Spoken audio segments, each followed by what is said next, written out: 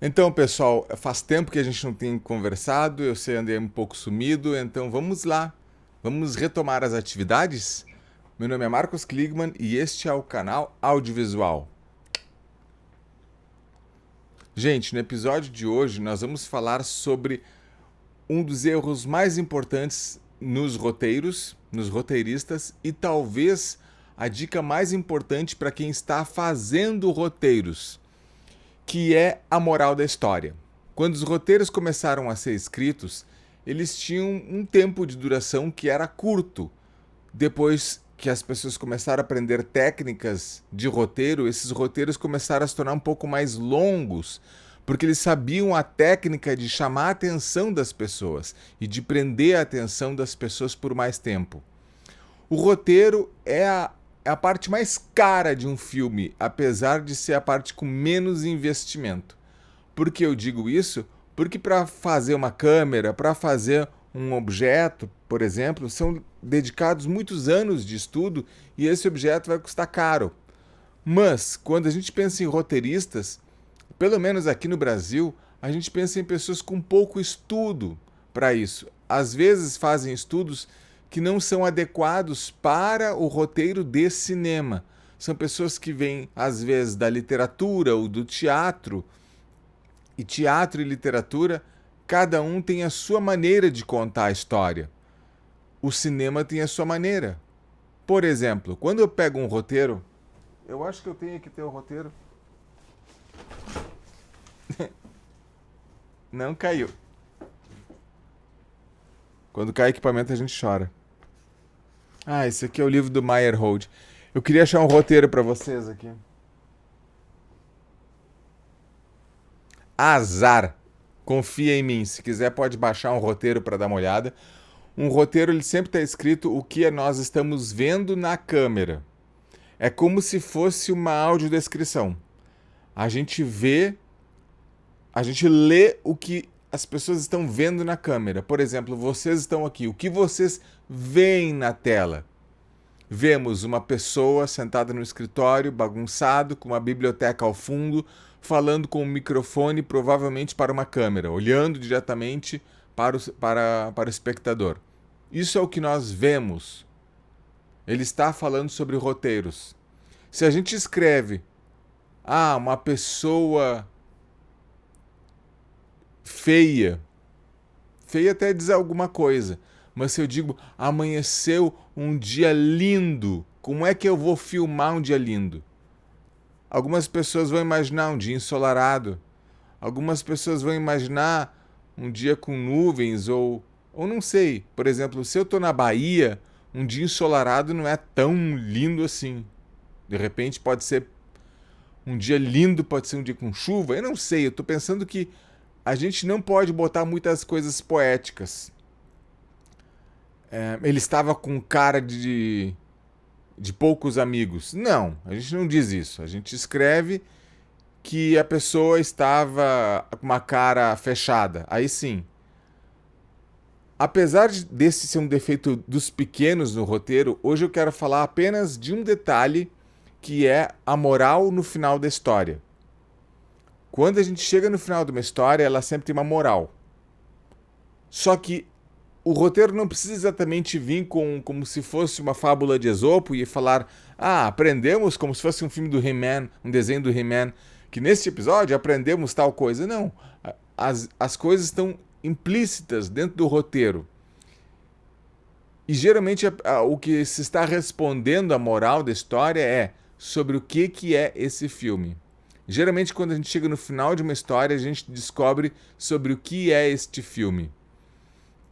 Então algumas pessoas dirão assim, é fácil ver sobre o que é esse filme. Ora, a gente começa com Star Wars, por exemplo. Star Wars é um filme que se trata de um futuro distante, onde naves... Um, sabe, a gente fala o Império, a gente fala sobre os rebeldes, forças do bem e do mal. É sobre isso o filme? Não. Pelo menos na trilogia original, Star Wars se trata de um filho querendo mostrar para o pai que ele é capaz. É uma história de crescimento. é uma história de enfrentar gerações. Mas é a história de um filho querendo mostrar para o pai que ele é capaz. Tudo ao redor é perfumaria. Até mesmo a questão de ser uma ficção científica é perfumaria. Não se trata disso. Agora caiu nas minhas mãos de escrever um roteiro para um mockumentário. Mockumentário é um documentário que finge ser realista, entrega para o público como se fosse verdadeiro, mas na verdade não é. A gente tem várias histórias como This is Spinal Tap, The Rutles. A gente tem várias histórias. Esses dois são fundamentais. Vá assistir The Rutles ou This is Spinal Tap. O primeiro, mais importante, é This is Spinal Tap, que é um documentário que confundiu até grandes guitarristas, porque era a história de uma banda chamada Spinal Tap, que nunca existiu. Uma banda loser, e foi filmada em formato de documentário. Ou seja, câmera livre na mão, depoimentos, coisas realistas acontecendo. Mas, na verdade, era tudo ensaiado.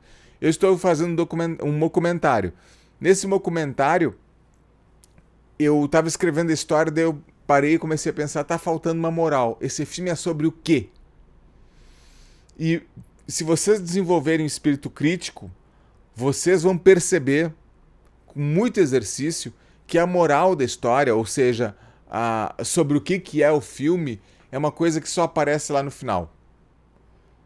A gente vai pesquisando sobre o que é esse filme, mas lá no final a gente entrega. Esse filme é sobre tal coisa. É preciso, claro, estudar muito, assistir um filme, mas não com o mesmo olhar de um público comum. É preciso ver o filme e tentar ver todos os elementos que estão naquele filme de forma explodida. Eu ia falar explodida, vou acabar falando mesmo, explodida.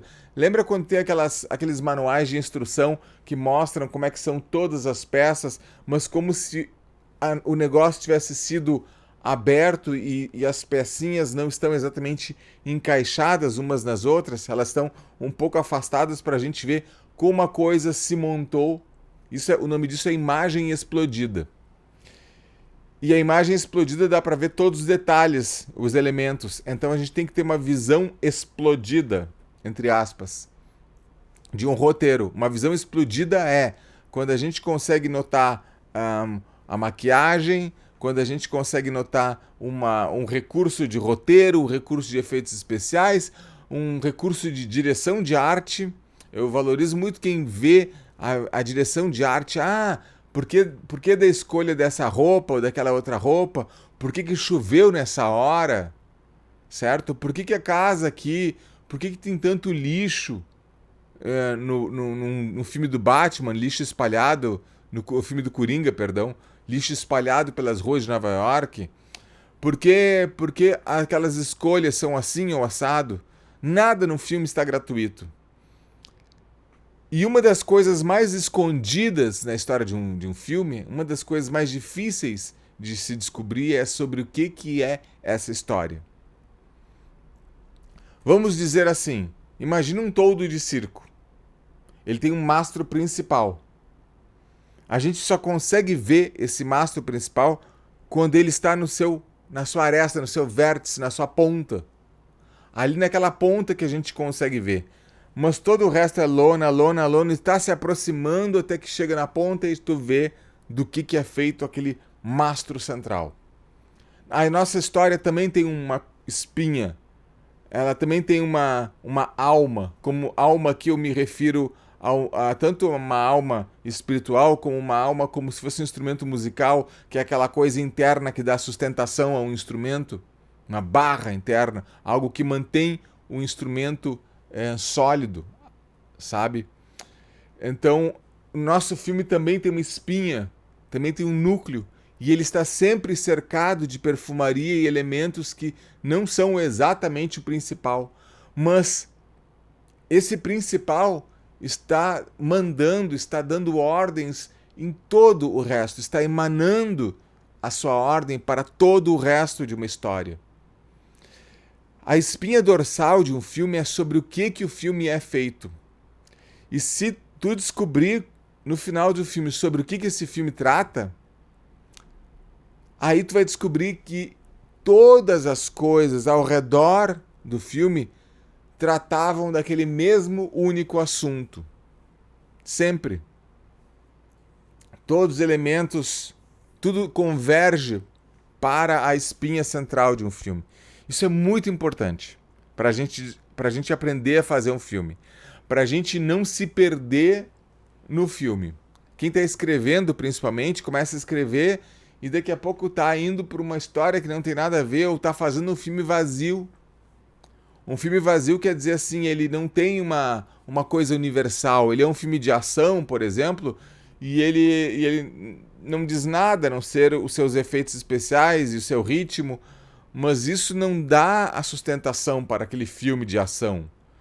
O Exterminador do Futuro, ele fala sobre paternidade.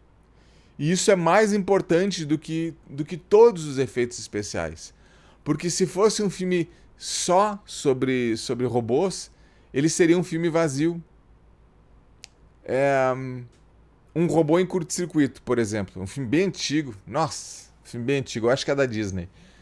É um filme sobre uma máquina querendo encontrar a si mesma. É uma máquina que ganha vida, um robô que ganha vida, e ele tenta encontrar a si mesmo. Poxa, todas as aventuras e perseguições e momentos de robô ali estão condicionadas a uma coisa humana. Eu querendo me encontrar como ser humano. Mesmo não sendo ser humano, mesmo sendo outra espécie, a gente faz aquela conexão. Né? A gente faz a ressonância. Eu não vou entrar no papo de ressonância agora, mas a gente entra em ressonância, a gente se conecta com aquele personagem através de uma coisa universal. Então, gente, qual é o exercício que a gente pode fazer para tentar descobrir qual é a espinha dorsal de filme, né? A gente pode pensar o seguinte, qual é a frase mais curta que resume um filme? Quando te perguntarem, esse filme é sobre o quê? Qual é a frase mais essencial? Qual é aquela mais importante de todas? E geralmente não é uma frase longa. É uma frase tipo, esse é um filme sobre resiliência, sobre acreditar nos seus próprios sonhos. Eu falei que tipo de filme é esse? Qual é o filme? Não dá para saber assim. Mas esse é o mais essencial. É o filme sobre acreditar. Eu estou pensando num filme. Você pode estar pensando em outro filme. Existem vários filmes que falam sobre acreditar no seu próprio sonho. Eu estou pensando no filme que eu tenho que escrever agora, que é sobre resiliência. Sobre uma artista que precisa se encontrar no mundo. E apesar de várias dificuldades que botam ela para fora do mundo das artes. Então vai ser um filme de comédia, vai ser um filme besterol, mas vai ter uma essência. Então como é que eu posso resumir ao máximo? Uma pessoa seguindo a sua intuição. É isso. Bom, eu espero ter dado um retorno, porque afinal eu fiquei muito tempo, acho que mais de mês, muito mais de mês. Fiquei muito tempo sem gravar, espero que vocês retornem ao canal. E eu faço isso não pela quantidade incríveis de inscritos, porque não tem, mas porque eu acho necessário. Eu faço porque eu preciso fazer. E essa é a espinha dorsal da minha vida nas artes. Legal, né? E assim eu encerro. Vamos retomar as atividades do canal audiovisual. Muito boa noite. Escrevam seus comentários, deem um like, se inscrevam aqui no canal e todo aquele papo de youtuber. Tchau, pessoal.